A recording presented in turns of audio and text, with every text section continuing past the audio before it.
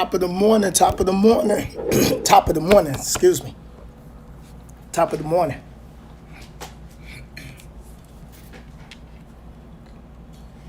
I'm streaming from top of the morning, this app that I'm using. Good morning, everybody. So, I'm back at the hotel, as y'all can see. First of all, let me clean the lens. I'm sorry, I ain't even cleaned the lens off.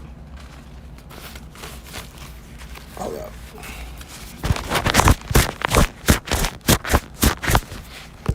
There we go. All right, so look, because I wanted to do something for those that's looking to come into the trucking industry. But before I get into the whole coming into the industry, let me talk about what's going on with the truck. So I checked out the hotel yesterday. Went over there because checkout was about 12 o'clock. I went back over to the shop. I sat there till about 5 o'clock. So the owner was like, yo, tomorrow morning, he was like, yo, you know, we could pull your truck out, park it, and if you want to sleep in it, because they still waiting on the leaf springs because my suspension is bad on the truck. So I'm like, yeah, all right, no problem. Then I thought about it, and I'm like, you know what? I'm at a shop where there ain't really no stores around, and then I ain't feel like idling the truck. I can just leave it there. So I was like, you know what? I'm just going to go back to the hotel and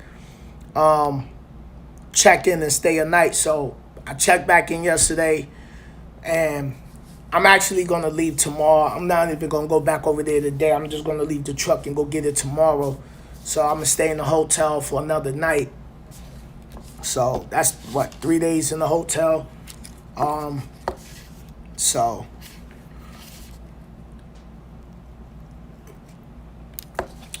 but so far, that's what's going on with the truck. My hands is ashy. Right? Where's my bag?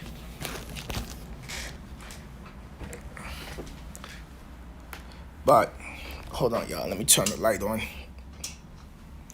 because it's dark up in here.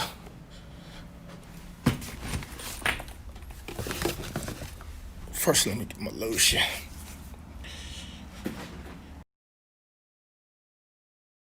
I know it's a lot of people coming into the industry, and I want to be able to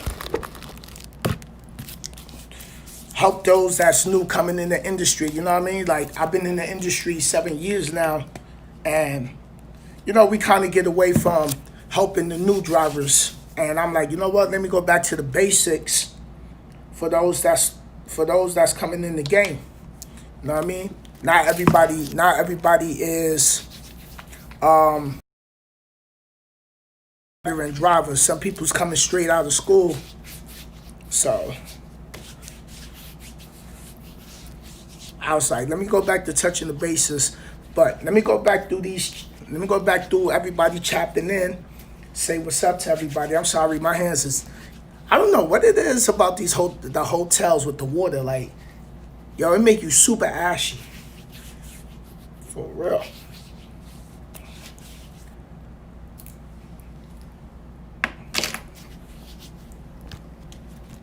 I should have been did this.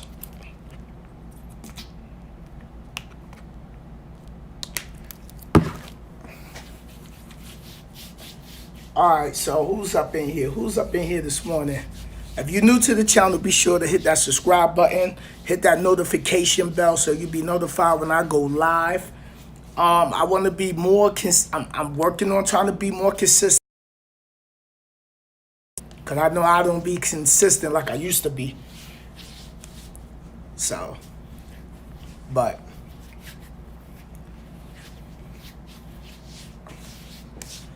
all right, let me backtrack up through here. And I'm drinking plain coffee this morning. Of course, I got my orange juice. I ordered some breakfast. I had like pancakes. I had pancakes. I didn't do my 6,000 steps yesterday because I was at the shop. And then it was cold outside, but still no excuse. I could have still got it done, but I had my luggage bag, and I didn't want to leave my luggage bag just in the lounge with other drivers, because you just never know. So, but okay, who up in here?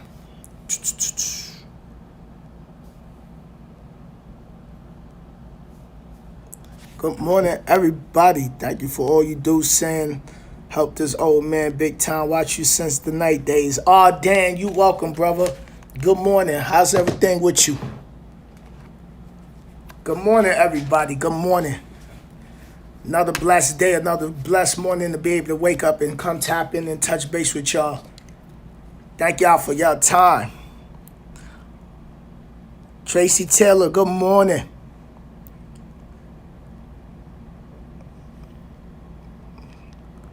Big Zoe in the building. What's going on? Top of the morning. Interstate Rick, good morning. Happy holidays. Yes, happy holidays to all of y'all.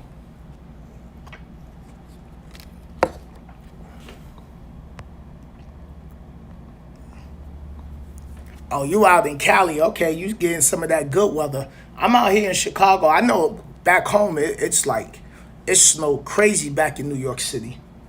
So, but let's jump on this topic. Let's jump onto this topic where let me open the curtain. I need some more brightness. I look dark.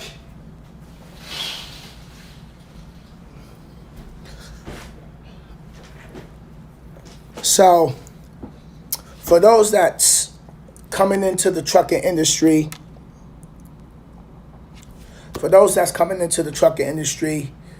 coming out of truck school or finding a truck school, you want to make sure that you go to a truck school that gives you 250 hours of tractor trailer training for those that want to know how to go about getting into trucking. Let's start with the Cdl book. A lot of people make the mistake. They try to study everything in the book at one time. General knowledge. They try to study general knowledge. Yo, Jay, what's good? Good morning. They try to study general knowledge. They try to study air brakes. They try to study combination all at one time and then go take the test. I always tell drivers, don't do it that way because it's too much. Because general knowledge in itself is just a big chapter. And that part of the test is what, like 50 questions when I took it. So most likely, I guess it's probably still 50 questions. But at the end of the day, study general knowledge because that's going to be the biggest section that's going to give you the most problems. So study that first. Get the general knowledge out the way. Then study the air brake section. Then take that test. Everybody try to study general knowledge, air brakes, and combination, and then try to go do everything at one time. It's too much. It's too much information you got to take in just from general knowledge itself. So once you go to DMV and you pay all the DMV fees, I don't even know how they doing that right now with COVID going on. Like, wow,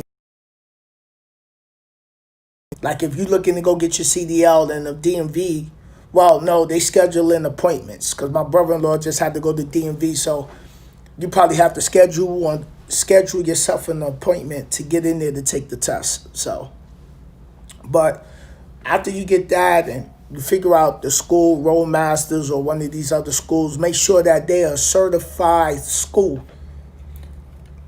So, once you graduate from school, the important part is figuring out where you want to go as far as choosing a carrier, which is the truck company. That's what they're called, the carriers. Now, I've been in the game for a while, so now I can really just sit back and break down a lot of stuff that I didn't know that will help you. So, your number one thing is, not every company pays the same. And you got to do your homework on these companies. Every company got a problem. I'm telling you right now. Every company got a problem. There's always someone on the internet that done complain about something with this company, something with that company, something with those other two companies. So it's always going to be a problem. It's always going to be a problem. you're going to hear it. You come on YouTube, you watch truckers, and you try to pull up, okay, they doing appointments out in Cali. Okay. Yeah, they doing appointments all over the place. But you get on YouTube and you watch a lot of YouTube truckers. A lot of them will tell you why they didn't like Swift, why they didn't like Knight, why they didn't like Prime, why they didn't like CR England, why they don't like CRST, why they don't like this company, why they don't like that company. Some people don't like TMC. Some people don't like Rail. Some people, it's different company. Every company's not for everybody. And then also the thing is, a lot of people's telling you they experience with that company. Now, it could have just been, it could be certain things. Maybe, some drivers been at companies where they messed their check up, and it happened a few times, and that made them leave. Or they've been at companies and they going home all the time. Like I tell drivers, like, going home every 3 weeks, like, you barely going home with anything. Add up the money, add up your bills for the month, so you know what your target is. But some people is in relationships where they partners be beefing with them, like, oh, you're not staying out that long. And this is why I tell people, yo, don't get in trucking if you got a bad relationship. Don't get in trucking if your partner that you with, your husband, your wife, your girlfriend, your boyfriend, don't get in trucking if y'all not on the same game plan. If y'all not on the same page, and you gotta explain to them, yo, okay, you go out for 3 weeks, you only getting 3 days off, because for every 7 days there's only 1 day off in the game, in trucking. So you gotta be, y'all have to sit down with your man, sit down with your woman, and y'all gotta sit down and say, yo, okay, what we working, what's the goal? Where we going? What our savings looking like? Some people got all these overhead expenses. They got the Netflix, and they got the Hulu, and they got the all the stuff. They spending money on DVDs out here in trucking. And like I always stress, like, cut down your expenses. People want to have, people is trucking, but they got expensive car payments. Then they not making the money in trucking, but they got an expensive car, but they don't want to let the car go. They got high insurance because they got a fancy car or a sports car. So, they got, well, you got to have your cell phone regardless, but then you sending money back home, you trying to help friends out, and you barely got it to help yourself. But picking a company is per mileage. So your cents per mile is, okay, they'll tell you the minimum a week is 2,500 miles a week, and you probably get 40 cents a mile. Make sure that when you talk to, and you got to watch the recruiters, because a lot of these recruiters will tell you what they need to tell you just to get you there. And then when you get there, it ain't what it really is, but the recruiter just lied to get you there. I don't have that experience when I went to Tribe. So,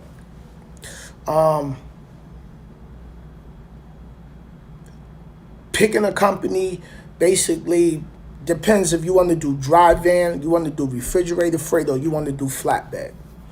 Now, or you going to truck school and you with a buddy of yours, or you with a girl of yours, and y'all gonna do teams. Now, you start doing team driving, you gotta be comfortable with being able to go to sleep while that person's driving the truck. So that's why, like, I've been a trainer, so I know how it is. I've been on the truck with a trainer, so I know how it is. And you got to trust that person driving that truck while you sleep, because you got to sleep, because you got to get up and run your clock once they done. And they got to trust you when they sleep and you driving. So, team driving, people ask me, yo, what I think of team driving. what I think of team driving, and I tell people like, do you trust that person? Because some people try to do team driving. They do team driving. I seen it done though. Like I met two dudes. One of them watched me from YouTube, but I ain't know he even knew me until I had a problem with my truck at the truck stop, but he helped me out. They was at CRST, and they put them together. They trained each other. They was training each other. So they driving teams and stuff like that. Sometimes it work. You know, some people gonna take that chance and be like, hell with it. You know what? Yo, let's roll together. You know, they probably got cool while they was at the hotel, while they was at orientation, while they was at, you know, orientation, basically watching videos and safety videos and stuff like that. They got cool, you know, because I'm still cool with one of my classmates from Roadmasters. And so that's the thing about teams. Shake the world. Good morning, sister. How you feeling this morning? So, driving teams, like, you gotta trust that person you driving with. If they ain't someone you don't, someone you don't know. That's the thing about driving teams. So when people ask me what I think about teams, I'll be like, is this a person you know? You know, someone, it could work out for you. You might like it, you might not like it. Now, okay, let's get away from the teams. Now, let's just say you decide you just want to drive. So once you pick a carrier, which is a company, let's just say you pick Warner. You're going to go to Warner, you're going to do orientation, and then you're going to be in the hotel until they find a trainer to get you. Now, the problem that you can run into in trucking for all my new drivers,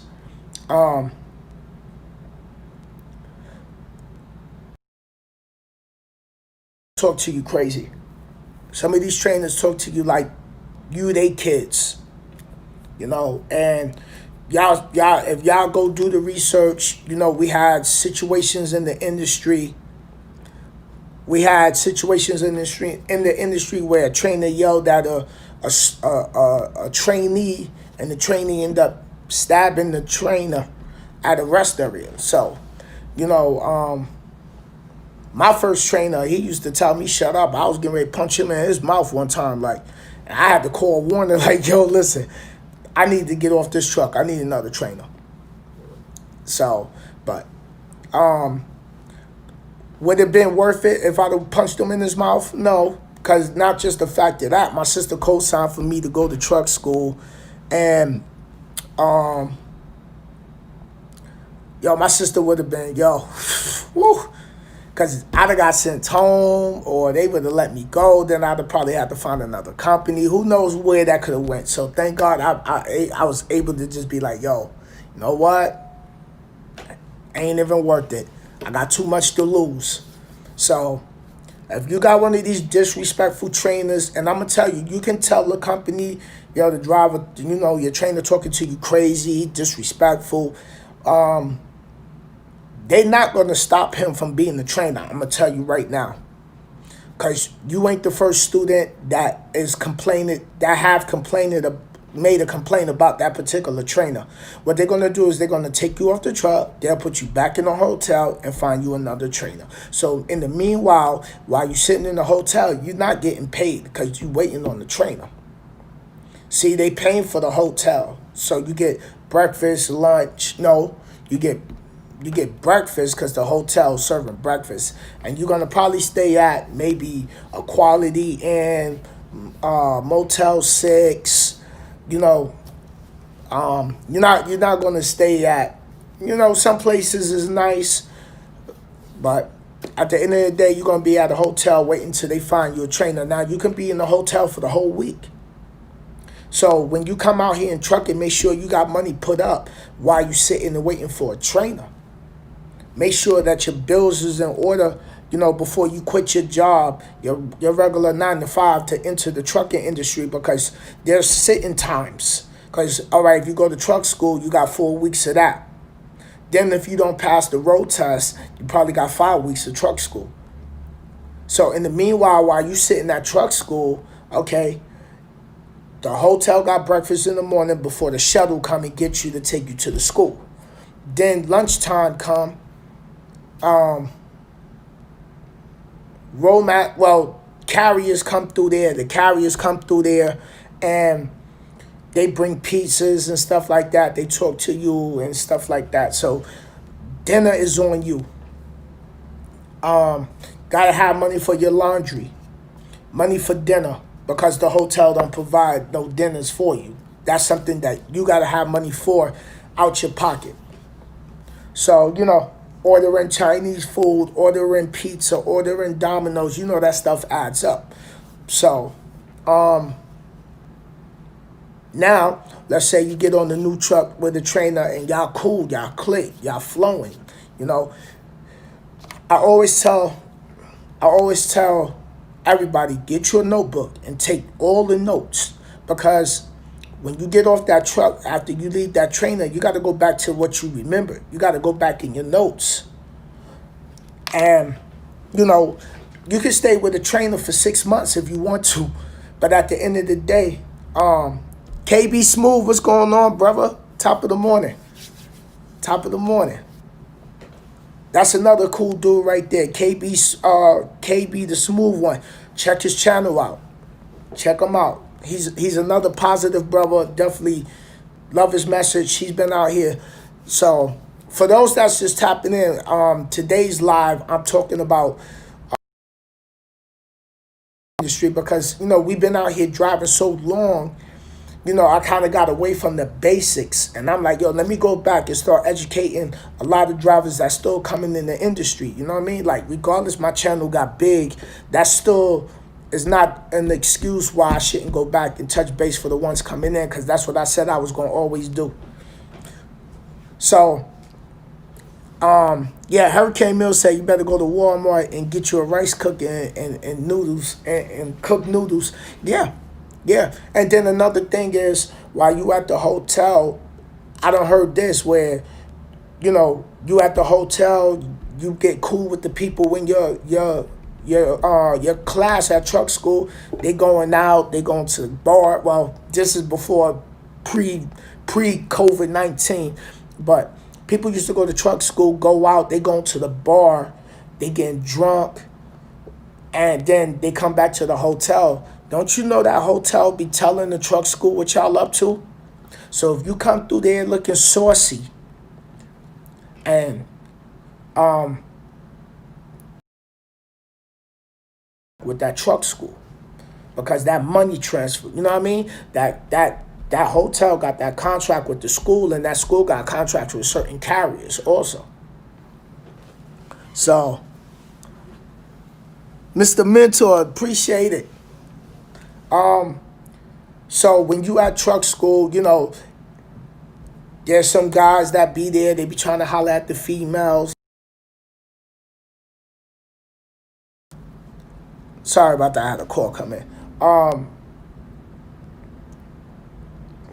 Threw my train of thought off. Oh, some dudes be at truck school. They be at truck school and they be hollering at the females, and your focus is to get your CDL. Don't worry about the women. Don't worry about the men. For the ladies that's getting on trucks with male trainers, some of these male trainers out here, they old, they single.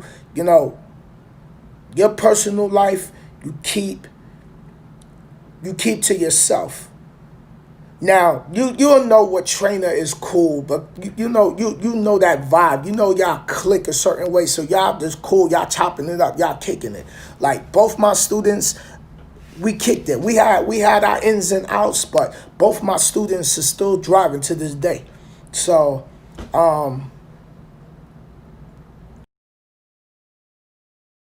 I see my student, y'all know my student, Jay the Trucker, she's here on the live, so Jay the Trucker, she been through a lot.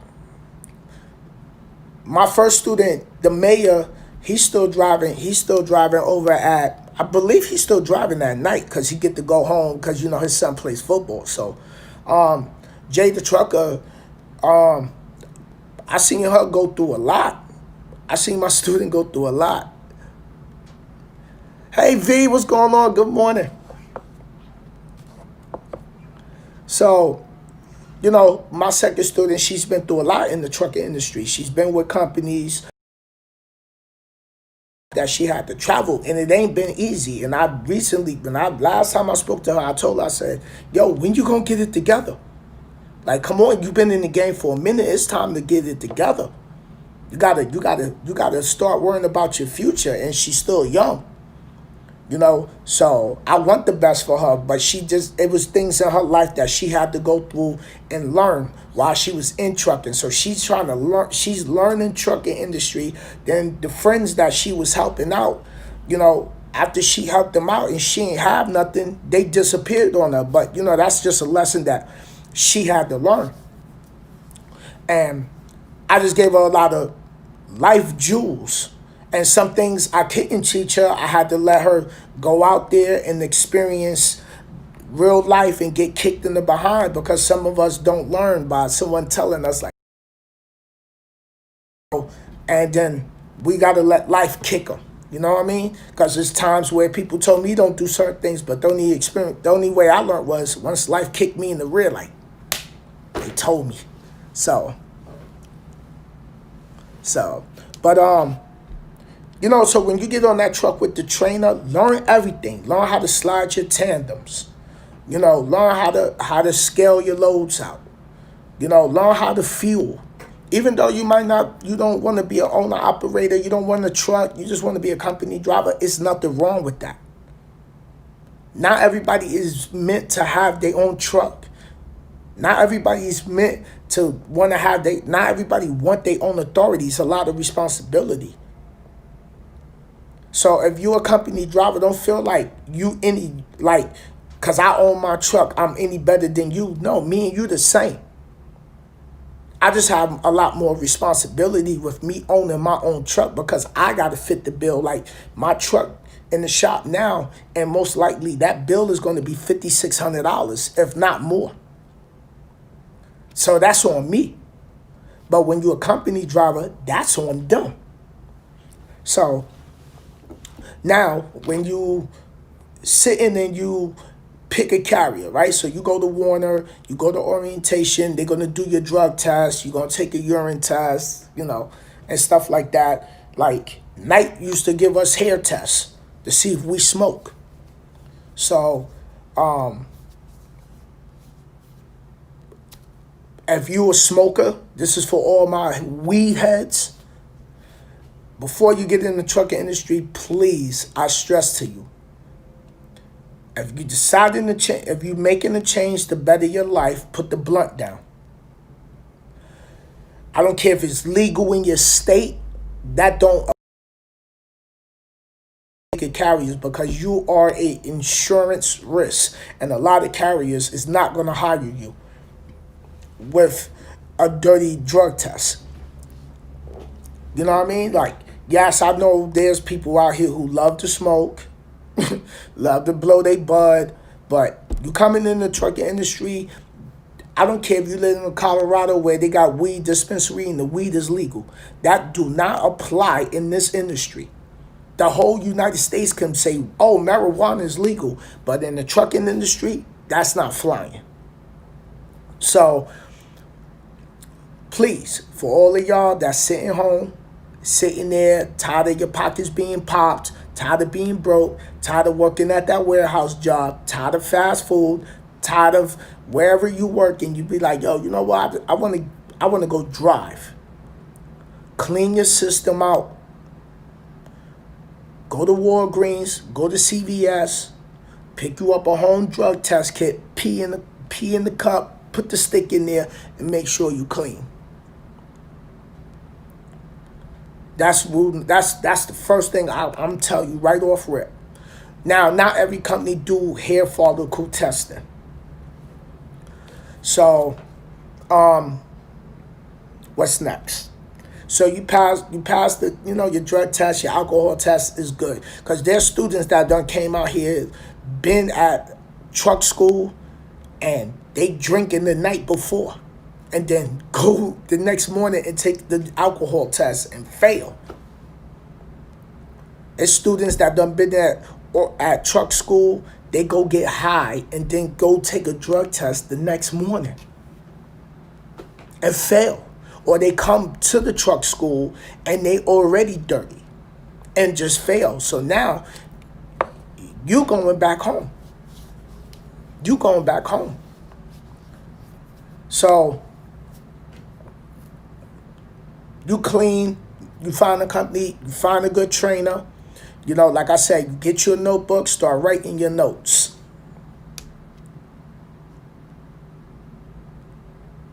Oh, okay, look. The other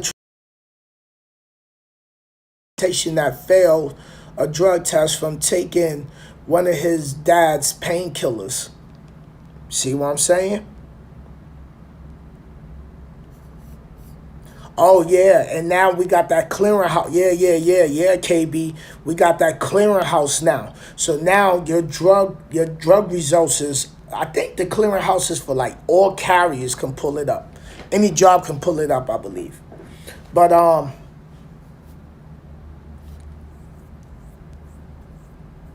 so be clean. Make sure you clean. So now, all right, you're on the truck with your trainer. I'm trying to just run back in my mental of things that I ran into as a student.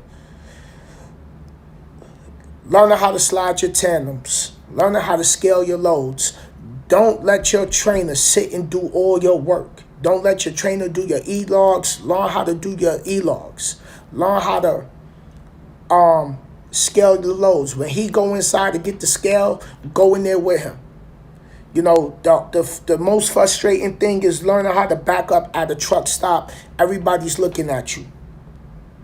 Some people's, listen, as far as that camaraderie in the trucking industry go, it's very small. On a scale of 1 to 10, 10 being the worst, it's probably a 9. It's probably a 9 because a lot of people is not going to get out their truck to sit there and help you back in. But this is after you're done with your training. I'm talking about when you with your trainer, you know, learning how to turn the wheel the opposite direction. Like, you know, with your trainer that you knew, everybody looking at you. Trust me, everybody that's sitting in their truck looking at you been in the same shoes you was in. Frustrated with the back end. My student was at that point frustrated with the back end. My first student was there frustrated with the back end. The back end is frustrating, especially when you got to do a 45 and then you're still trying to remember how to turn the wheel, because if you turn the wheel to the left, like if you're sitting in the driver's seat and you turn your wheel to the left, it makes the trailer go to the right. So everything is opposite of the wheel. Hey, Brian, no problem. No problem. I said I wanted to come back and just drop the basics for a lot of people who needed to, that's coming in the industry, because I had someone that reached out to me that wanted me to be their mentor. So I was like, you know what, let me go back and touch this up. So when you backing up and you with your trainer, you know, it's going to take time. It's going to be frustrating. It's going to frustrate you. Trust me. It's going to frustrate you.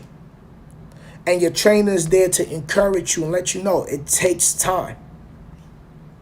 You know, after even, you know what I'm noticing now, since I'm out here, a lot of drivers is backing up with their driver window up. See, when I was being trained, my students was trained, we had the window rolled down so we can look out that window and watch what that trailer doing. And to this day, like, I've been seeing a lot of drivers at truck stops backing up with their driver window up. All right, you go ahead and hit something. For real.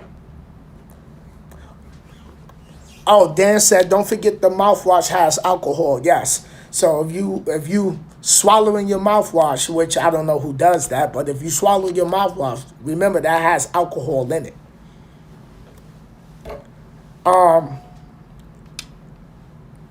So when you backing up, you got to take your time. You got to check your mirrors. But everybody's going to look at you. Everybody going to look at you while you out there with your trainer. Trucks is going to be sitting there wanting to get by. But, you know, your trainer showing you how to get into the hole, and they sitting there and they waiting because they want to go to the fuel aisle. And then some places is just tight. Some places is tight. The hardest backing, I think, to this day, besides blind side backing, which is when you backing into one of those angled parking spots, because not every truck stop have straight backing. Some have the 45 this way and some have it this way. Now, when you got to back into those parking spots that's on your passenger side, oh my God, I hate those. I can do it, but I avoid that type of parking as much as I can. Now, parking on the 45, if you turn the wheel too much, then you're going to overcompensate and your trailer's going to react more. And then if your tandems is all the way to the back, the further your tandems is to the back, the quicker it reacts to that swing, that tail swing. So learn that. Learn that, because when a lot of drivers don't realize, like, okay, going backwards with your tandems to the back, your trailer reacts faster. Going forward with the tandems all the way to the back, the trailer reacts slower in the turn. So if you pull in a load with your tandems all the way to the back of the frame, making that right turn, you're gonna have to make it a little wider, and you're gonna have to watch that corner that you're coming around with that trailer. Maybe what I'm gonna do is I'll set my GoPro up and just set my GoPro up where I'm making right turns with my trailer, and then do a voiceover and explain to you what I was doing and everything like that. So, but now let's say you done with your training. What else I could tell you with your trainer? Get your reward cards while you out here, while you with your trainer. So, when y'all getting fuel or you buying stuff at the truck stop, you got your little reward points. You getting showers and stuff like that. Learn how to work that Qualcomm. Learn how to run your clock. Take notes. Ain't nothing wrong with notes, because when you get off that truck with your trainer, yeah, you can call him, but sometimes he might be asleep, and you got to go back to remembering, how do I slide the tandems? If I slide the tandems forward, what happens with the weight? If I slide the tandems back, what happens with the weight of the load? If I move my fifth wheel, what happens with the steer axle and the drive axle? See, on my truck, like, I had a load that was heavy, and the owner was like, hey, Sin, you think you can move your fifth? No, I'm not moving my fifth wheel. My fifth wheel is set right where I need it to be, because moving that fifth wheel is going to be a pain in the rear. Especially if you by yourself, because you're going to, once that fifth wheel move, is the squares is like this big, and they close. So just to get it right, you're going to be there all day. Find that spot where that fifth wheel can sit perfect. Leave it there and just move the tandems. That's it. Yeah, pivot point. So, that's the important part of scaling loads and understanding how to move the weight. If you move the tandem forward, it takes weight off the drives and put the weight on the back. If you move the tandem to the back of the trailer, it takes the weight off the back of the trailer and put it on your drives. So that's one of those key things you got to keep in your book. If you run it in the western states and it's chain laws, the chain law is in effect now out west. I don't even run out west no more. But I got chains on my truck because I had to chain up in Colorado to get up over the mountain because it was snowing. So if you ain't never learned how to chain up and you in one of those chain up states like Colorado, they got service. They have a service. They got a lane where everybody can put their chains on. They got guys out there that'll put the chains on your truck for you. Because sometimes you might come in the truck and, like, I didn't My trainer didn't teach me how to chain up because when I was with him, it was the summer months. So, if you with your trainer, take extra trainer. If you feel you're not ready, take extra trainer. You can. I told Warner, I said, I'm not getting off this truck until I feel I'm successful. Because they'll call you after a certain amount of your hours is up as far as training. And are you ready to go on your own? No.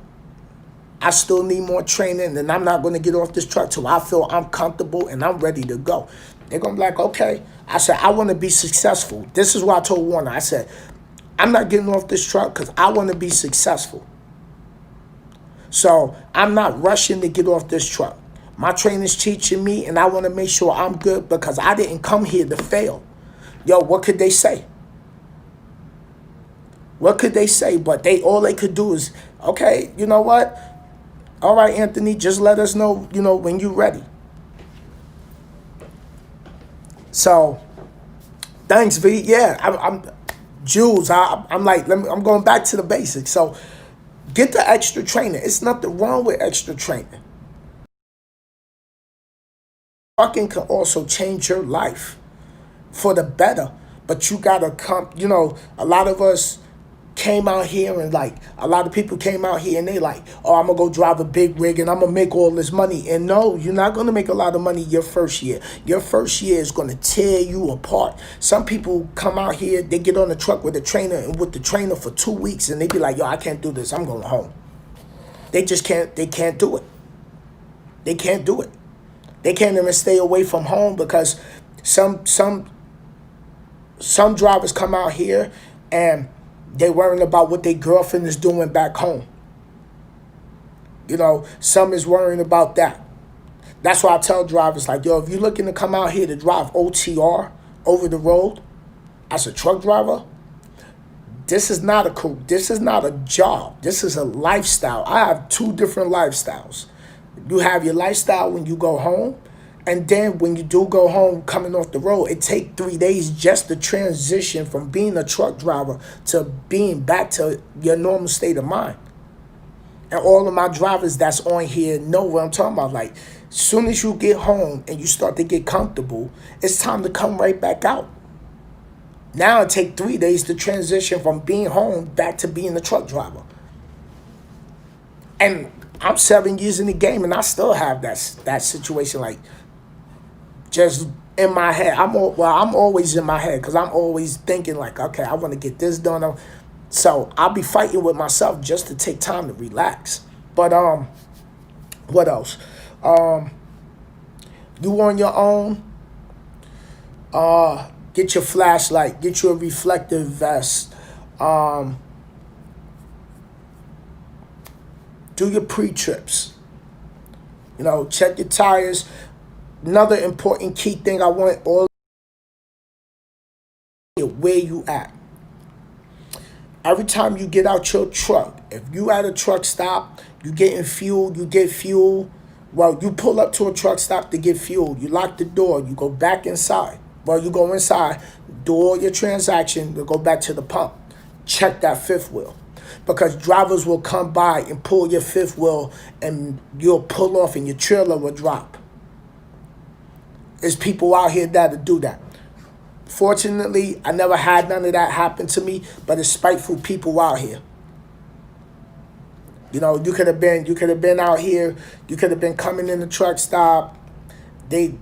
Y'all both coming off the interstate. It could have just been a situation where, okay, you stopped, you sat at a light, and everybody's making that right turn on red, but you just yo, I'm not making that right turn on red. I don't see no sign that says right turn permitted on red. Be gesture like you get a ticket. So the driver behind you so impatient because we got impatient drivers out here.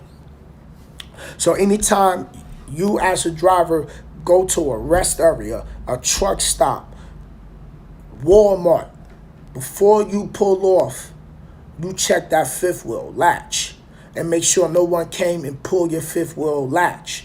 So your trailer end up dropping because you're going to be in a world of hurt after that. What else?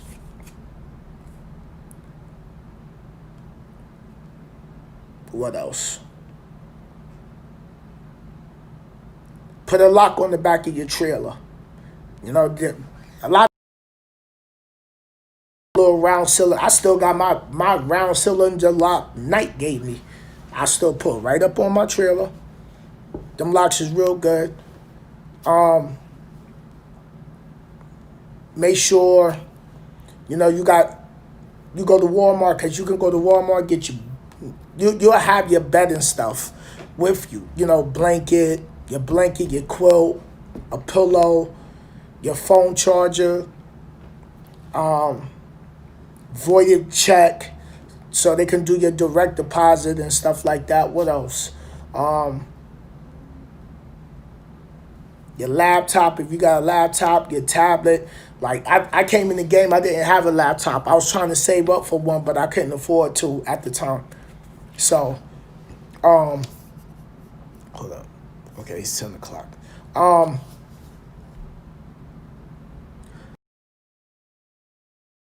Drivers.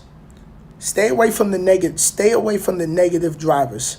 Because you're gonna meet drivers in your class at truck school that's gonna be like, yo, I heard this about this company. I heard this about this company. Yo, I heard this about this company. Let me tell you what happens when you watch, when that happens. They program you. Choice, what's good, homie? My boy Choice Mass, he does flatbed. Check his channel out. For real. So when you in truck school, you got those dudes that's sitting around you with the negative. Yo, I heard this about that company. I'm not going there. I heard this. I heard that about this company. So now what happens is it starts to click in your head, and now your mind is starting to play tricks on you, because now you're sitting there like, damn, I don't know if I want to go there. I heard this. I heard that. You know, and that's why I said everyone's experience at certain carriers don't mean that's going to be your experience. So surround yourself with positive people. You know, every company has an issue. Ain't no perfect truck company out here. None. It's always something. Even when I was at Knight, they wasn't even perfect. I had issues with them. Everybody had their personal. Some people came to Knight, call me, yo, Sin, I can't do it with them. I'll say, hey, you know what? I wish you the best, but you got to do what's best for you. And a lot of people, like, they'll reach out or they'll ask me here on my live, like, yo, Sin, what you think of this company? And I'm like, you know, I don't sit and say like, yo, what's good? So I don't sit and say, like, don't go to this company, don't go to that company. Do your homework, because what company might work for me might not work for you. So when you coming into this industry, you know, everybody has something bad to say about a company. For real, they really do. Every company got a problem. You know, it comes down to your cents per miles, understanding, you know, how much they paying you, loaded and empty. Knowing your detention. How many hours are you sitting at a shipper? Okay, some companies pay after 2 hours detention kick in, and it'd be $12, and it'd be $12. You don't get layover pay until after 24 hours done. 24 hours done pass for layover. So,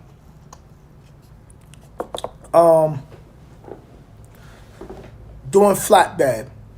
I was gonna go to rail when I came out into the trucking field, and they told me I was good and everything. Did the application, I was good. When I got the Roadmasters in Ohio, and then I contacted them, they was like, oh, you had something on your driving record from back then. I said, so, okay. I been did the application with y'all. Y'all been ran my MVR.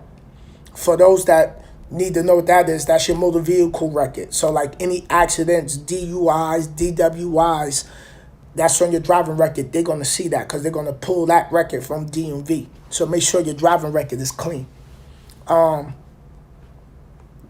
So they was like, oh, get a year experience, then give us a call back. So I'm like, psst, I ain't calling y'all back. Like y'all gonna sit here and tell me I'm good to go. Once I'm done with truck school, give them a call back. Now all of a sudden, my recruiter had to take my application up to safety, and safety like, get 6 months to a year experience, then give us a call back. So, that can happen. So, being out here, learning how to run your clock, get your GPS, use Google Maps.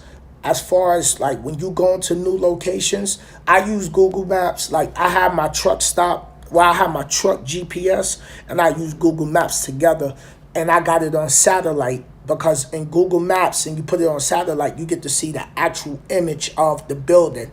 So when you go into a place that you picking up you never been to, you can stretch out the screen and look at the entry where the trucks is. You can get a feel for the neighborhood. You can get a feel for the entry. So you don't end up making the wrong turn and then you stuck on the street where or it's the driver's entryway, or you miss the entry, and then now you gotta go all the way down and go all the way back around and come all the way back around. It don't happen to me. Know your exits in advance. Know your exits in advance. Overlook the route on your Google Maps. Punch it up. But also keep your eye open for those clearance heights. People follow their GPS as truckers, and it says 13 feet. And they still try to take the truck under there when the truck is 13.6. Because, I haven't ran into that issue. You might run into that issue with the truck and GPS if you miss your turn and you make another turn. So that could definitely happen. That could definitely happen. What else? Learn how to fuel. Learn how to fuel. Even though the company's going to tell you like, hey, they got spots along your route that they want you to stop and get 50 gallons of fuel here. That's for those who want to become owner operators, those that want to later on have their own truck. Learn your MPGs. Get you a headset. Don't be having the phone to your ear. I see drivers out here, I still don't understand why they sitting out here with the phone to their ear. Keep your following, learn about your following distance, learn how to take the mountains, going down hills, down the hill, up the mountain. That when it snows, keep your following distance wide. Don't follow the pack, because if the first truck stall out or the first truck get in an accident, then the second truck is stuck behind the first truck, and then you the third truck behind the second truck, and you in for a jam. Here's another thing that I did when I was learning to come in the industry. Go here on YouTube, pull up a rollover. Pull up a rollover. Look at what a truck, when you enter a curve too fast, how that truck leans. Because you can, and this is how you know you in the potential chance of a rollover. Let's say you going into a curve, right? Your body will lean.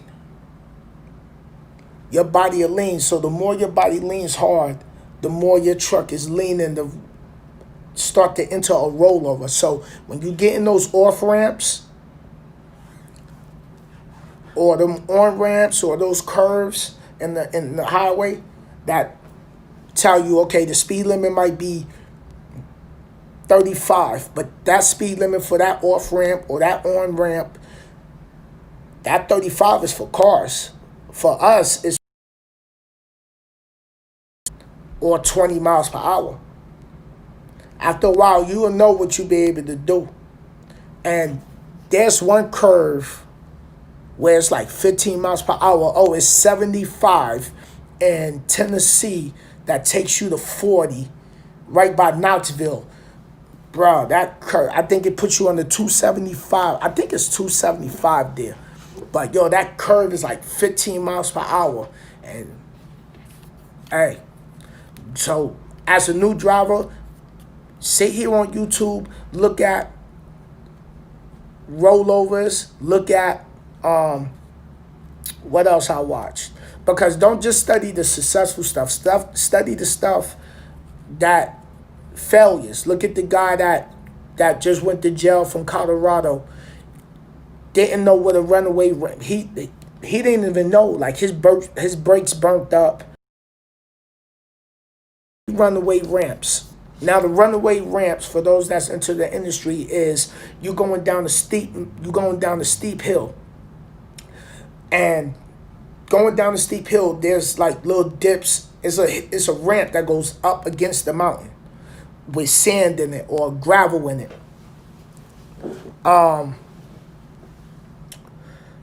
He ran past all three of those. On the mountain in Colorado, like a missile. And next thing you know, you can pull this up. The Colorado crash, I think it happened last year. And he killed a gang of people. So now he's in jail for murder. Learning how to go down a downgrade, the percentage of downgrade, your Jake brakes. You know, learning how to go down these steep mountains without riding your brake. Like, I know how to go down the mountains without even touching my brake. Because you got to be in the proper gear to allow the Jake brake to take effect to slow you down.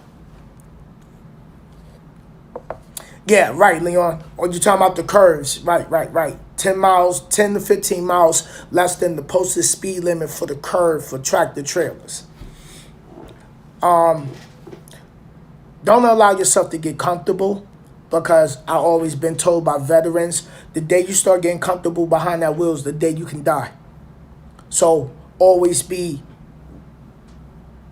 with your head moving.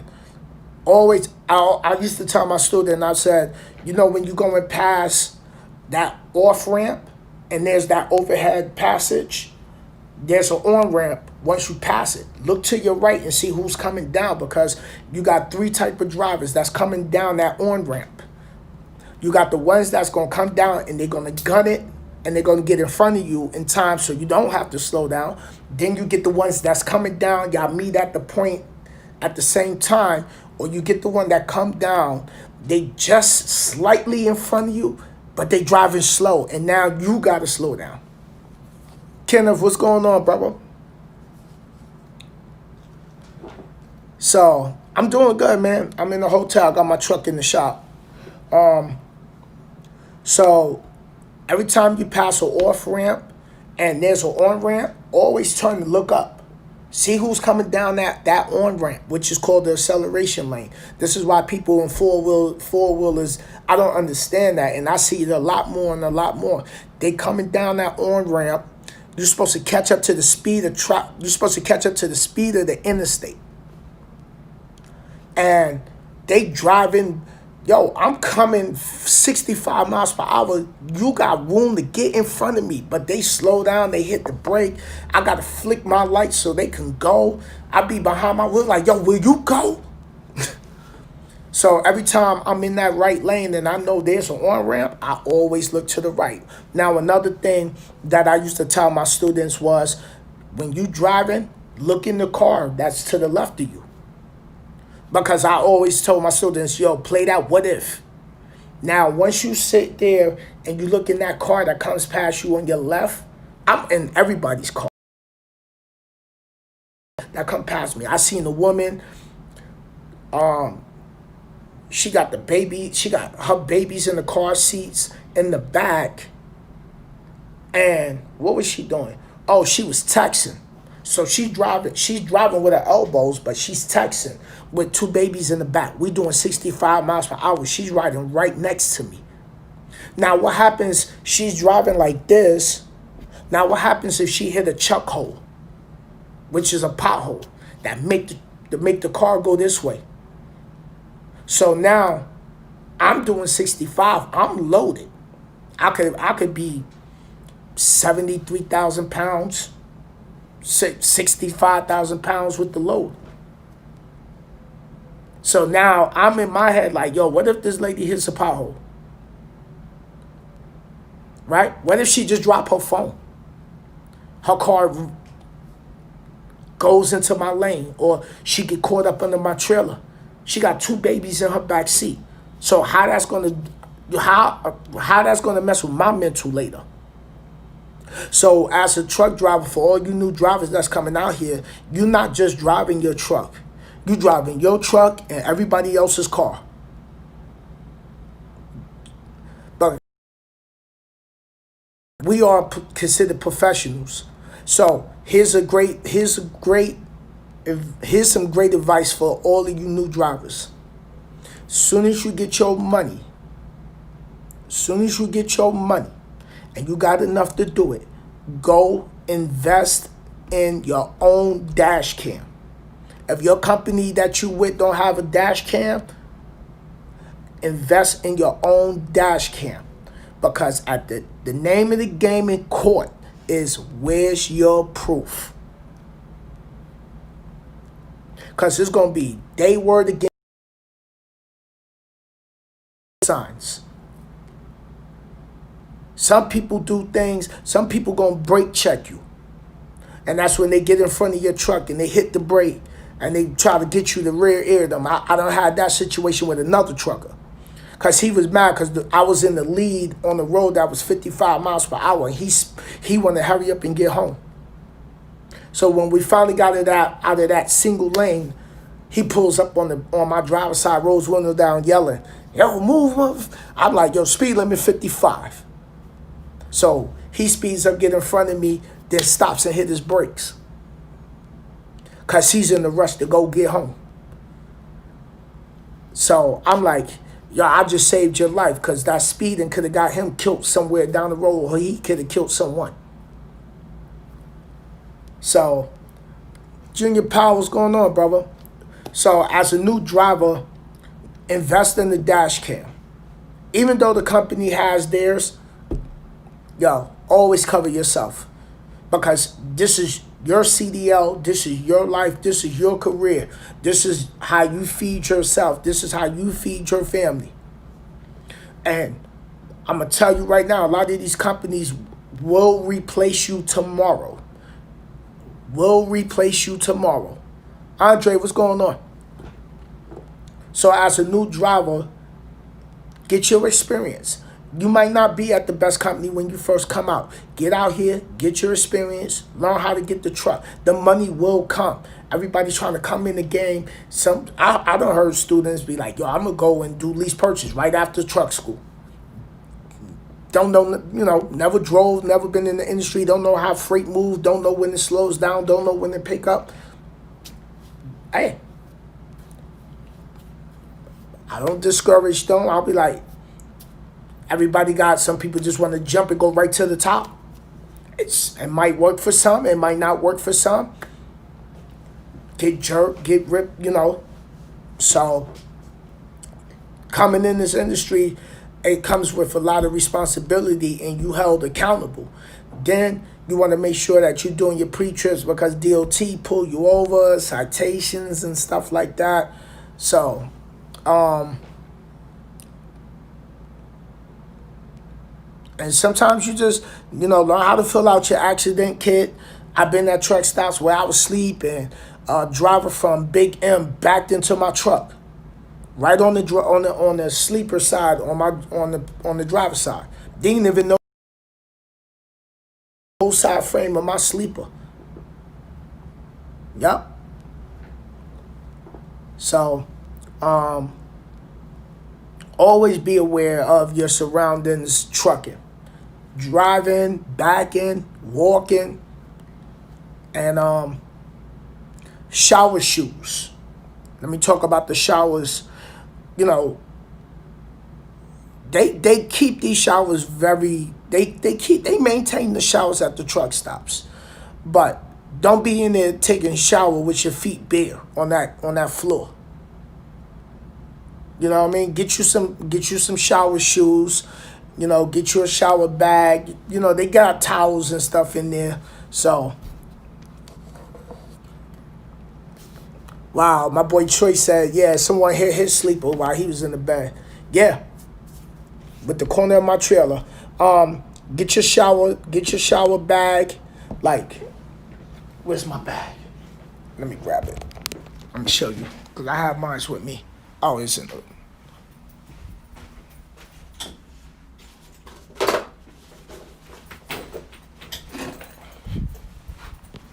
Yeah, so it's like this. They sell these at Love's and stuff like that, and you know, you got your, make sure you got your toothbrush carrier and stuff like that.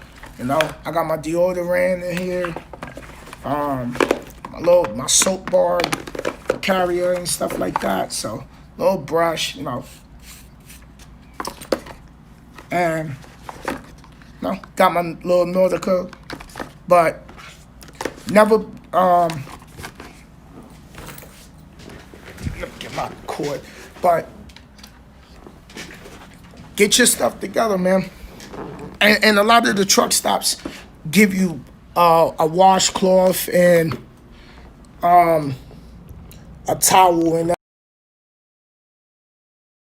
But the truck stops bathrooms, a lot of them is clean, some of them is fancy, some of them is small, some of them is let me see what time this is, because I gotta go downstairs and check back. All right, 10:30. But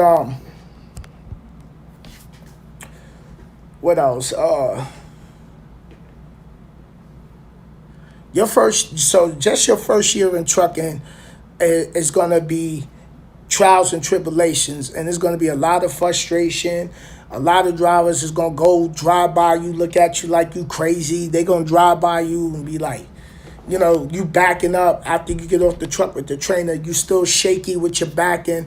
They be sitting there like, then there's drivers that'll sit in their truck and just wait to see you hit another truck. They won't even get out.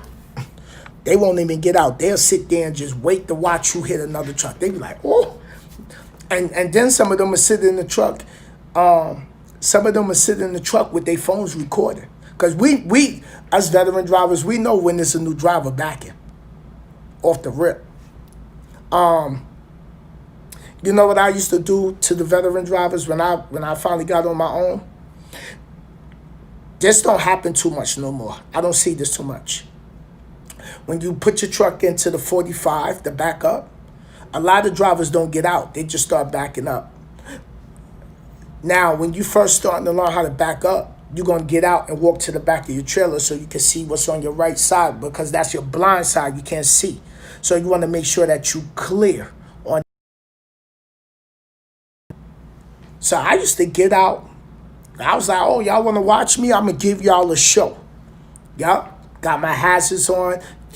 Put my truck in that 45-degree angle. Get out, walk to the back. I'm looking. I go around the right side so they can see me, make sure I'm clear. Oh, I used to give them a show because I used to know.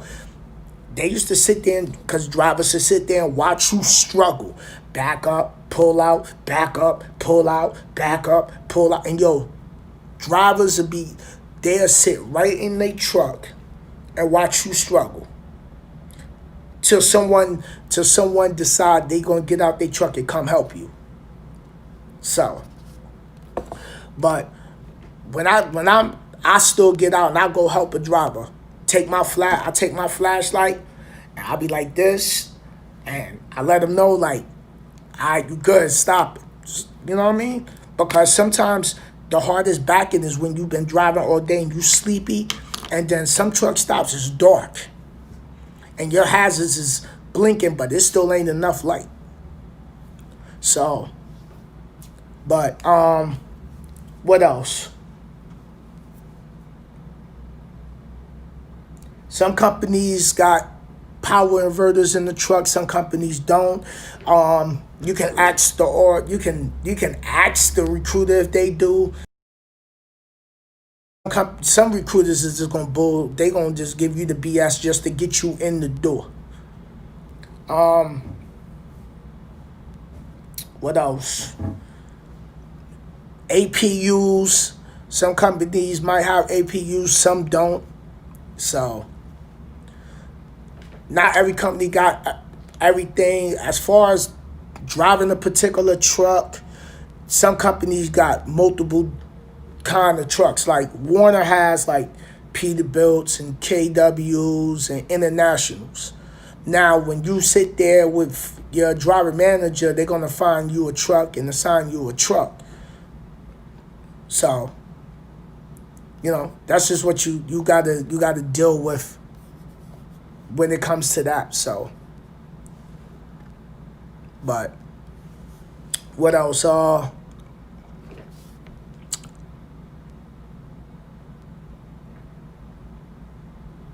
I already touched the direct deposit and stuff like that. So, but yeah, I had an APU on my KW when I was at Tribe. Like APUs is good because it keeps you from having to idle your truck, and it cuts down on you burning that fuel. Because the fuel for every hour you idle in the truck. So APUs is good if your truck already got one, and then it's less wear and tear on your engine. Like my Volvo, I don't got an APU, so I idle every day. So W-2 versus 1099, what about it? W-2 is when you're a company driver. 1099 is when you're a independent owner operator or lease purchase. Like I'm a 1099. So, and then don't get caught. The other thing I hate is everybody caught up with this title with, oh, you're not a true owner operator if you don't have your own authority. Who cares? Because at the end of the day, all right, I have my truck contracted under another carrier. So people will say, oh, you're not a true owner operator because you don't have your own authority. Well, guess what? When that truck is in the shop, I'm the one that got to swipe my bank card to pay for it. So does it matter? So that's why I can't with certain YouTubers no more, because just the stupidness. You know what I mean? Like, who cares? If you lease purchase, if you're an owner operator, at the end of the day, I don't care if you got your own authority or you leased on under another carrier, you still got to pay for the repairs. Because, all right, you got your own bill. For real. But see, that's my mindset. You know what I mean? But then it could just be the way people just want to jab at drivers. Oh, you ain't no real owner operator because you ain't got your own authority. So I just can't with certain. I stopped following certain YouTubers, bro, because just the stupidness that they just involved themselves in. Like, really? Like, at the end of the day, this $5,600 bill that I have to pay for, okay, I don't got my own authority, but guess what? I still got to pay the bill. So don't sit here and get caught up with all that title stuff. You get your truck, and if you sit here and you put that you're owner operator or you lease purchase, be prepared for the ones people gonna come for you. Stay focus on what you want to accomplish. Not everybody's gonna celebrate your accomplishments. A lot of drivers will tell you, yo, don't do lease purchase. You'll never own a truck. But you got to do what's best for you. That's the path that God got you on. Everything that happened with me at night had to happen for me to be where I'm sitting at right now. So, you know what? Do what you do and accomplish your goal. Hold on.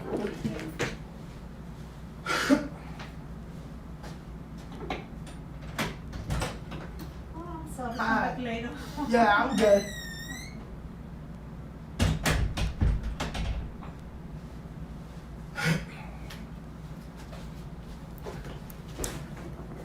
That was housekeeping, my fault. But yeah. So at the end of the day, you know what? Your first year trucking as a new driver is going to be frustrating. You're not going to see the money like that. But the money will come. The money will come. And a lot of people ask me about flatbed. Let me touch flatbed. I always tell the driver, okay, flatbed is good. You're gonna work. You're gonna work and get your. You're gonna get your money. You're gonna work though. But you ready to deal with that rain? You ready to deal with that cold? You ready to deal with that snow? You know, when that heavy downpour is happening and you gotta probably talk that load. Now, some places they got you inside so you can talk before you leave. So my boy Choice Mass, he does flatbed. He got a lot of flatbed videos doing chaining. Because I always wanted to go do flatbed because I eventually wanted to get into heavy hauling, but I end up falling in love doing refrigerated freight. So I'm stuck with, I'm not stuck. I just choose to stay doing refrigerated freight. Chi-Town, what up? But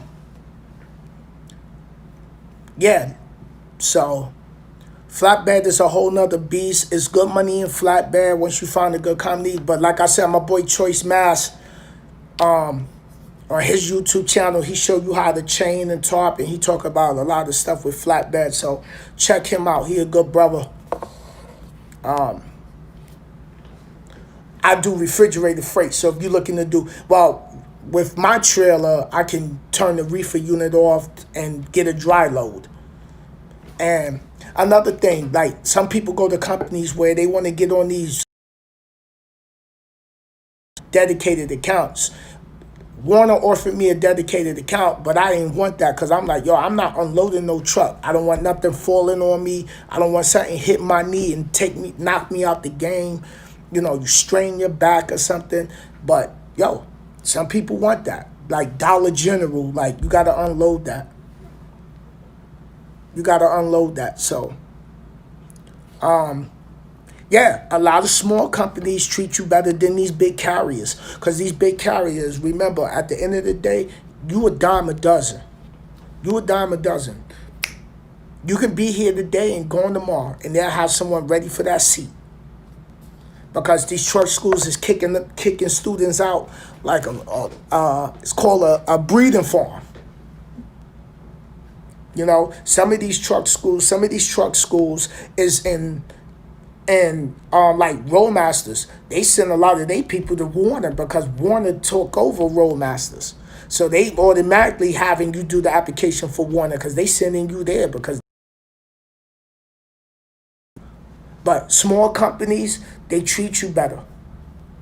Big carriers, you know, oh, what's your driver ID? What's your driver ID? You know, once your dispatcher, when they got so many drivers on the board. Then some of these big carriers, all right, let's just say you stay out for a month and a half. They're not letting you take off for a week. So if you do a month and a half, let's say you do 7 weeks, you're not going to get a whole week off. They don't let you build up home time like that. The only reason I was able to do that at night was because I was doing YouTube. I was bringing a lot of drivers. And, you know, and I guess it comes down to your work ethic and your relationship with that particular terminal, your dispatcher. Because the first thing they're going to tell you is, we can't have the truck sitting this long, and if you stay out this long, you're gonna have to clean your truck out, and then when you come back, you know, if your truck is still here and available, we put you back in your truck. But yeah, so that's why I tell drivers, like, yo, know what your bills is. So when you go home as a company driver, don't just go home. at least treat yourself to something nice. So if you got to do 4 weeks, 5 weeks, go home with some money. Don't just go home with just enough to pay bills. So, okay, let me see. 1,200 gross minimum a week. Home every weekend. Usually I'm between 13 to 1,500 a week. That's good. That's good. You gross 1,200 minimum a week. Home every weekend. Usually I'm between 1,300, 1,500 a week. Yeah, that's good. That's good. That's good. You know, I always used to get the drivers that used to come and try to pop shots at us OT, because OTR drivers and local drivers don't really get along, because local drivers will come and talk, oh, well, I'm home in my bed every day, so I'm in my bed every day too. So what you telling me? I get to go home every day, so. And you know, for those new drivers that's coming into trucking, that's gonna decide to do YouTube, you're gonna get those characters that come in here. Oh, I'm home every day. I get to in my truck. So what you telling me? So, you know, you always get someone who want to try to make they situation better than yours to feel good about themselves, or belittle you because they feel a certain type of way. And then some local drivers is mad at OTR drivers because they wives is not going to tolerate that. Nah, I can't go over the road. My wife ain't having that. My shorty ain't having that. Hey, that's just what it is. Just don't live paycheck to paycheck, because once you do, it don't matter what you make. Trucker James, you know what it is? Drivers get out here and they don't educate themselves financially. You know, these truck stops is vacuum cleaners. Here we go.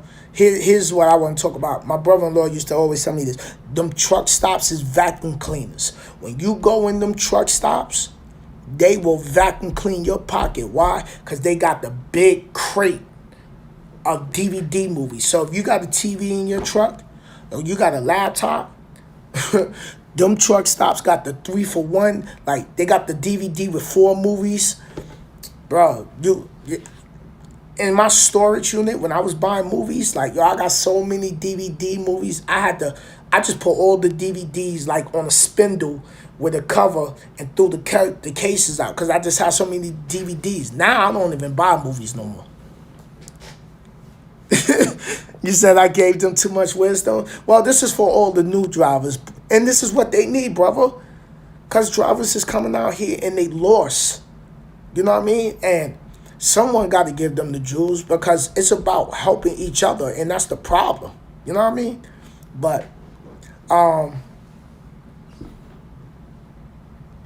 what else? Keep that positive mindset. Keep a positive mindset.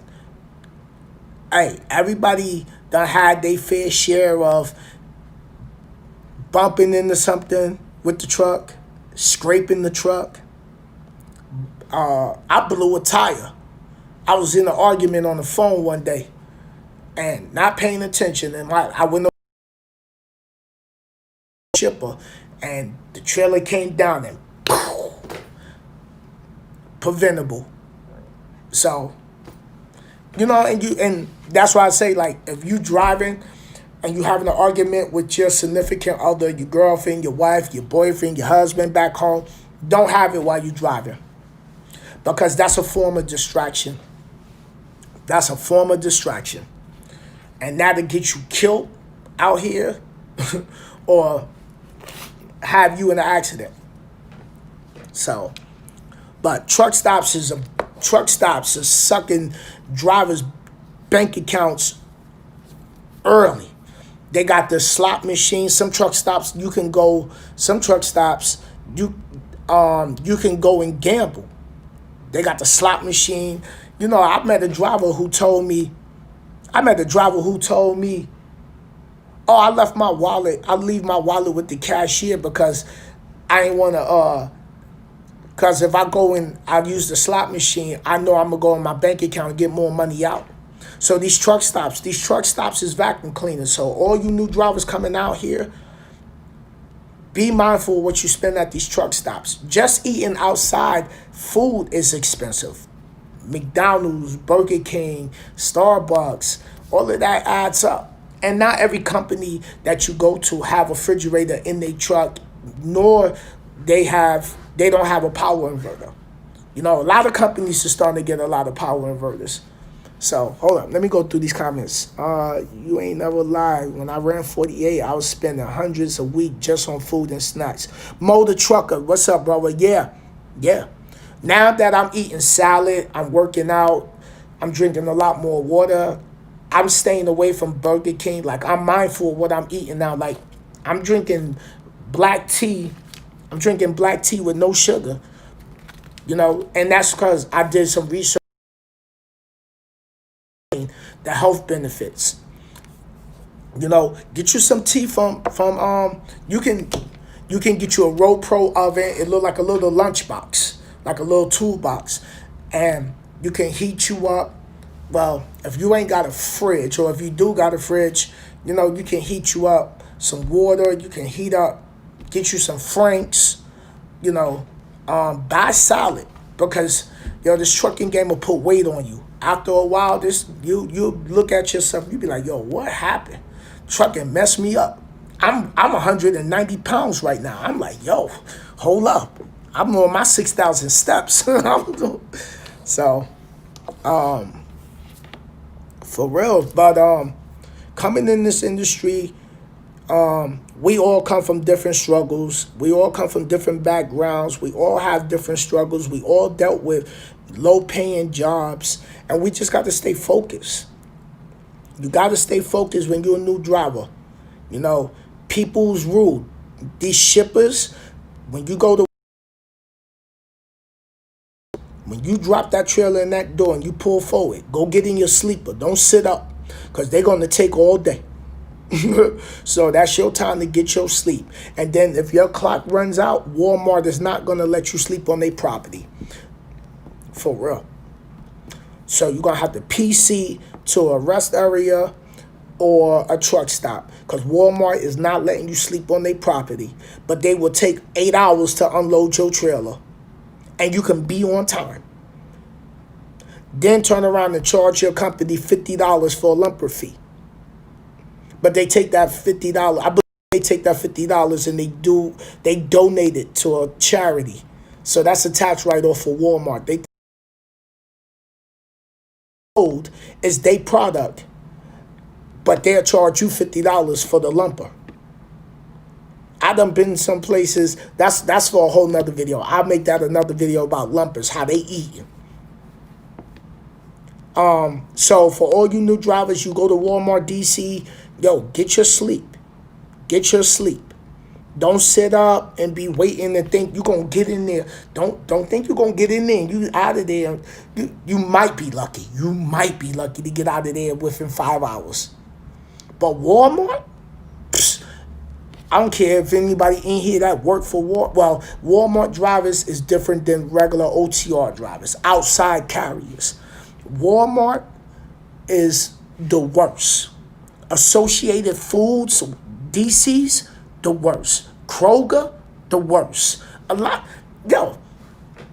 Aldi, the worst. I already know to go to sleep. I'm going to sleep. Make me a bowl of cereal, kick my sneakers off, lay down and go to sleep. Because I know I'm going to be there till in the morning. And then a lot of these delivery places is at 3 in the morning. If you're doing reefer, 2 in the morning. So get your sleep. You new in this game, get as much sleep as you can. And then another thing, you got to start letting people know, listen, because you up don't mean I'm up. Because you're going to get people who's going to text your phone. They're going to call you, and you in a whole different time zone. And you're going to be like, bro, text me first. If I respond back to you, I'm up. If I don't text you back, I'm not up. Don't just start calling my phone. Yeah, I had a few incidents I had to really get at people like, yo, because you up, I told the driver, I said, yo, what time is it? Oh, it's such and such. I said, okay, what time is it where I'm at? I don't know. I said, okay, so how do you know if I was up or not? Oh, I just figured you was asleep, my bad. Now, I had that dilemma where everybody's like, yo, put your phone on do not disturb. I'm like, I'm not turning my phone on do not disturb. So, because I used to call a lot of people, but then after a while, just it started with they just want to call and pick and chit chat. Like, bro, I'm listening to audio books while I'm driving. I'm not sitting on the phone just talking about random things. Like, I got goals I'm working towards. So we ain't talking about something as far as like investing in the stock market or starting businesses. Like, I'm not sitting on the phone. I'm listening to audiobooks, I'm listening to tutorials, or some days I'm just listening to music. So, and then when you get that let me see, it'd be 2 o'clock somewhere out west. Well, it'd be 11 o'clock. You could be in the central time zone. You just finished driving maybe about 9 o'clock. You just laid down. Someone on the Eastern time zone called you because they up. Yo, what you up to? Break your sleep, bro. That broken sleep is the worst in trucking. Yeah. You gotta do something productive with that 11 hours besides sitting in that seat. And then, you know, for all you new drivers, drink a lot of water. Now, here's another thing. You really want to learn how to run out here? Burn that first 8-hour clock. Run your first day. That first day you get that load, run that 8 hours out. Run that 8 hours out. Run hard on that first 8 hours. So when you take that 30-minute break, you can do maybe 2 more hours and then pop the brakes. Day one, run hard. Run hard on day one. Because day two, most likely your trip might be a 3-day transit, 4-day transit. Run hard the first day, the second day, depending on what the length of the trip is. You start learning your little special, you start learning what time to get to the truck stops. You on the East Coast, you already know by 6 o'clock, 5:30, 6 o'clock, everybody running to a truck stop. They trying to get spots. So, and if you running late, like late, not late on the low, but running late at night, yo, the best thing as a company driver, they don't pay for it. You're going to have to pay for it is reserve parking at a TA or a petrol. Because they be the only things open, or you learn like the rest of us and you start making your own parking at some of these truck stops. Like, oh, I'm going to park right here. They can get out. I ain't blocking nobody. Or I'll set my alarm for like 5 o'clock or 4:30, 5 o'clock. I'll set my alarm because I know someone done left already. I'm not going to sit there if it's 11 o'clock, 11:30. I'm not going to sit there and see who's going to pull out because I know nobody's pulling out right now. But around 4 o'clock, 4:30, 5 o'clock, oh, people's going already. And then I'll put it right on PC, back it right in, and go right back to sleep. So,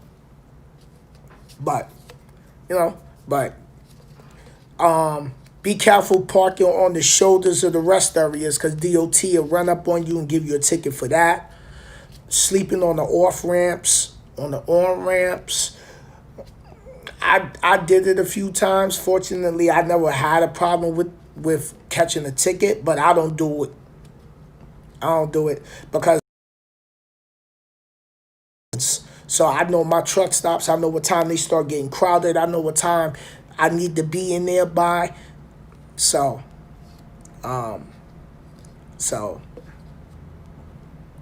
that's it. Carlos, what's going on? Let me check what time it's at. I gotta go downstairs too. Okay. But I just wanted to come drop some juice for new drivers. coming in this industry and stuff like that, and just take it back to the basics. So, any new drivers that's in here watching this video, you got any questions, leave it in the comments, and I'll address it on a later video. Eric, what's going on? How everybody doing today? How everybody doing? How was Thanksgiving? How Christmas looking for you, for the family? I'm out here on the road. I'm gonna be out. I don't know how long I'm gonna stay out this time, because y'all know I just did a whole year on the road. So, as far as all the information for new drivers, like I said, if you got any questions or anything you want to know about, just leave me. Oh, did you talk about pet and rider policy? Yes. Okay, let me talk about that. Pet and rider policy. Once you get your truck, you'll be able to go home and get your pet, because a lot of carriers got pet policies. Rider policies is they're gonna have an insurance they're gonna take out of your check for that person to ride with you. So once you get on your own after training and you get your own truck and you go home to get the rest of your stuff, you can get your pets. You can get. I had a cat. I had my cat in the truck at one time. You know what I mean? But that was now when I have my own truck. But if you're a company driver, they're gonna take out pet fees, because that truck is gonna have to get detailed after you get out, because all the pet hair is in the seats and stuff like that, and then the dog. They gotta detail the truck for the next driver. So. But that's an extra pay, that extra deduction that comes out of your check. Hold on, someone asked me, what's up, Sin? Do you use CBs? No, actually, I don't use CBs. Well, my CB in my truck, the wiring is bad. But when I did have a CB in my night truck, I didn't really turn my CB on, because it's a bunch of dudes going up and down the highway arguing with each other, using racist slurs and all it is, and new drivers can't drive and all it is, and these new drivers, they got they CDLs out of cereal boxes, and these new drivers can't do this, and these new drivers can't do that, and I jump. Drivers start treating new drivers and training them the proper way, we wouldn't have drivers out here tearing up trucks, backing up. Because, see, the game became watered down, because a lot of these trainers out here only after the money. Let me talk about that. A lot of these trainers don't care. Some of these trainers out here drive on your clock and drive on your clock and use your clock. You money. So all you new drivers, understand this. You are another driver's pay. You money to them. But this is called paying your dues. You got to pay your dues. My trainer made money off me. I made money off my trainers. If my trainers went to become trainers, they made money off their students. But that's what it is. A lot of these trainers out here don't care.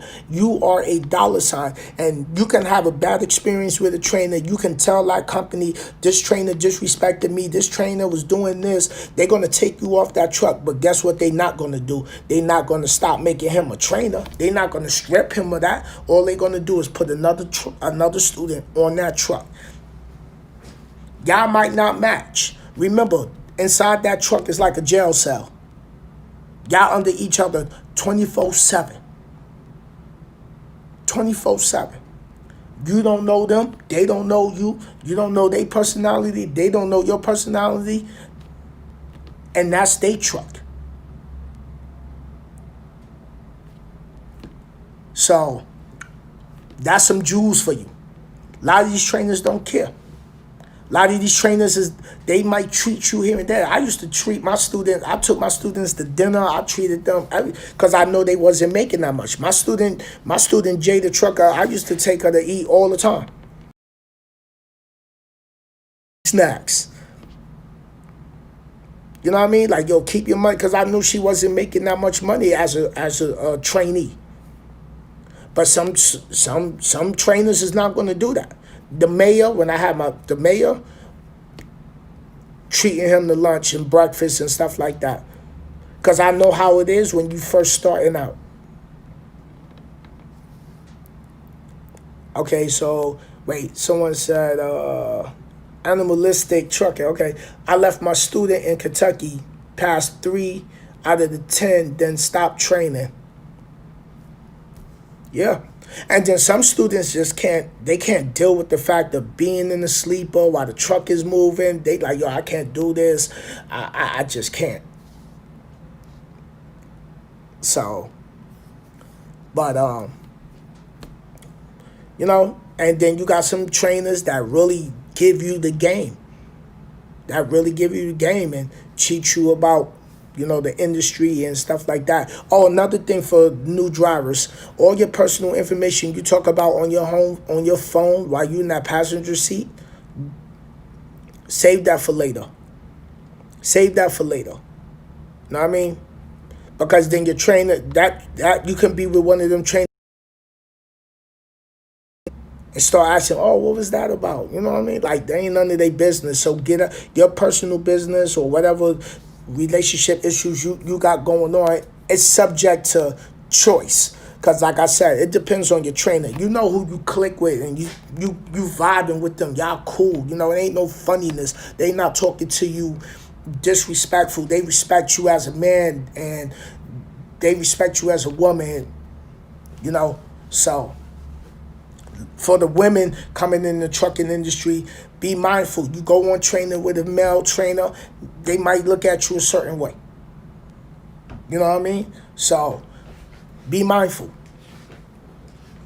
For real. So, hey, you can try to help a lot of these new students out, and some of them just, they don't like being told what to do. And then how about there's drivers who's, I forgot what they call. They need retraining. They used to be drivers, but they've been out for a while, so they just got to take training for a little bit. If you got less experience than them, oh, they got an attitude. How you gonna tell me I've been out here longer than you? How you train? So.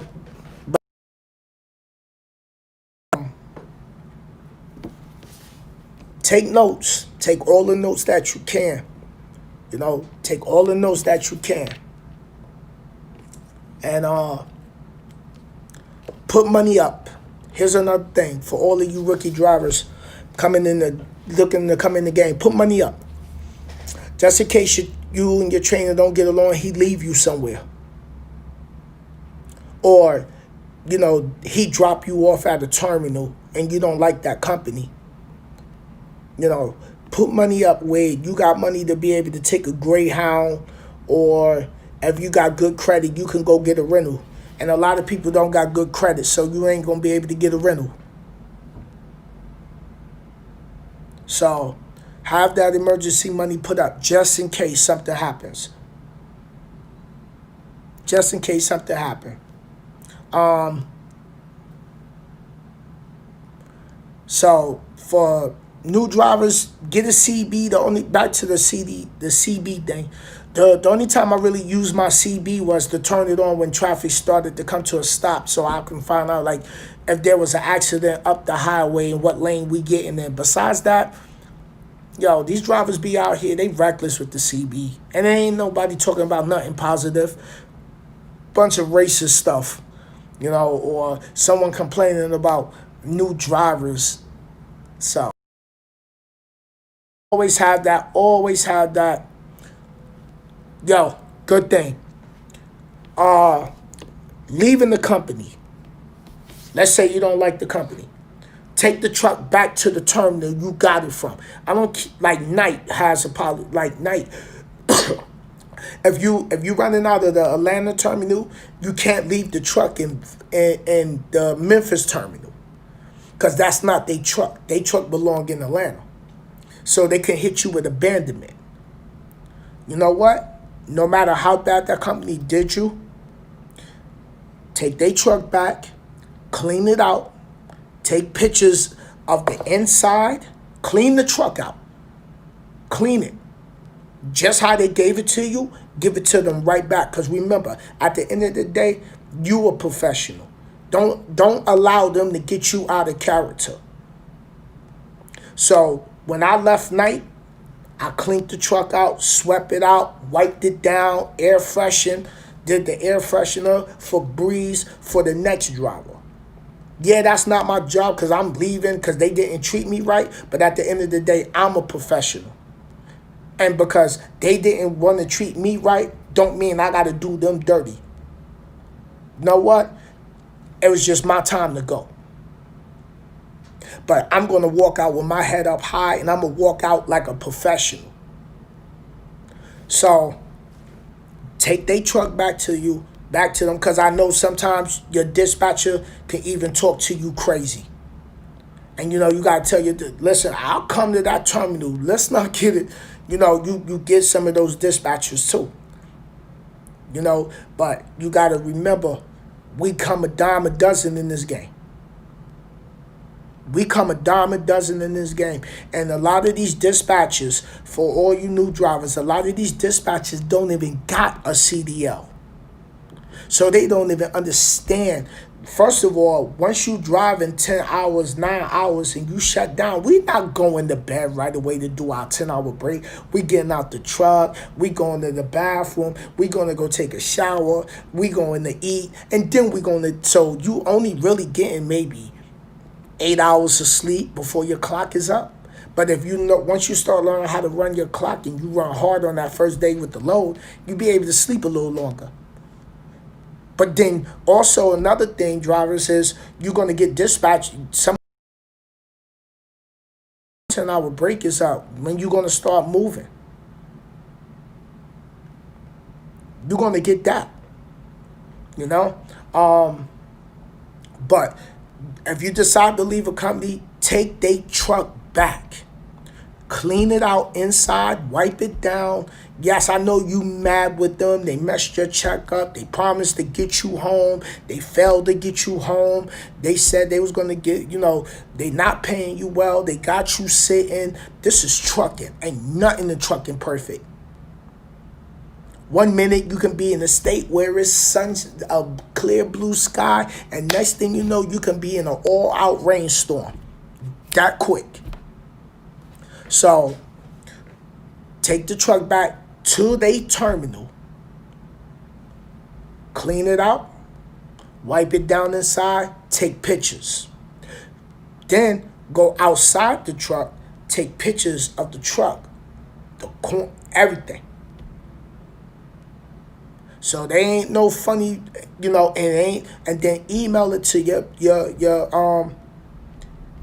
fleet manager, your dispatcher. This is how I left the truck. Take the pictures, or make your dispatcher get up and come out there and look at that truck, or get the terminal manager, come look at that truck. Because at the end of the day, remember, you are a professional. Don't leave the truck somewhere, and at the end of the day, you know what? They not the only company. Okay, you got your time in. It's time to move on. It's time to move on. Thank you for the opportunity. I appreciate it. And you know what? On to the next company. Because that's why I tell a lot of drivers, you know what? When you come in this game, don't come in this game just to drive. Drive with a purpose. What's your goals? What you aiming for? Don't just be out here driving to be driving up and down the highway. Have an end game. Have an end goal. Because what happens if something happens and it takes you out of trucking? What type of money do you have if you get hurt, God forbid? Maybe you want a house. Okay, well, for you to even attempt to start trying to work towards getting a house, what's your credit look like? So while you sitting and driving, or you shut down and you're doing a 34-hour reset, do your laundry, get out. Everybody's phone got those step counters of how many steps you take for the day. While you shut down, okay, yes, you can watch TV. Just don't overdo it. What do you need to do to better your credit? What's your debt look like? Get rid of your debt. Because debt is pulling from your pocket. That's more people hands in your pockets. So all you new drivers that you got a TV in your truck and you want to lay around and sleep while you shut down. Some drivers is driving all day. They shut down. They put the TV on. They stay up the next morning. Don't just sit and run, shut down, watch TV every day. Pick a book up. Educate yourself how to raise your credit score. Put money up for emergency just in case that company get rid of you. Some companies will fly you home. Some companies, you be lucky they fly you home. A lot of companies gonna stick you right back on Greyhound. There you go. For real. A lot of these companies is gonna put you right back on Greyhound with your bags. They're gonna put you right in the van, take you to Greyhound, drop you off. Thank you. And then after 6 months, they're gonna call you. Hey, we was just reaching out, we want. It's another thing, new drivers. You'll leave a company because they not paying you the money that you want, and you've been there for a year, and they only give you half a cent raise. Like half a cent. Like what is half a cent? Or you get a penny raise, because all of this is pennies on the dollar. And that's a whole different video, so I'm not even gonna go into that. And you be like, yo, I need more money. Oh, well, we can see what we do. Your review is coming up. Oh, I need more money. And then you go sit down with them. They give you a penny raise or a 2-cent raise. So now you mad and you're like, yo, I'm not getting the money I want. Taxes is killing you. Some of y'all got child support. Some of y'all got cars sitting back home. The insurance is high because you want to drive a particular car.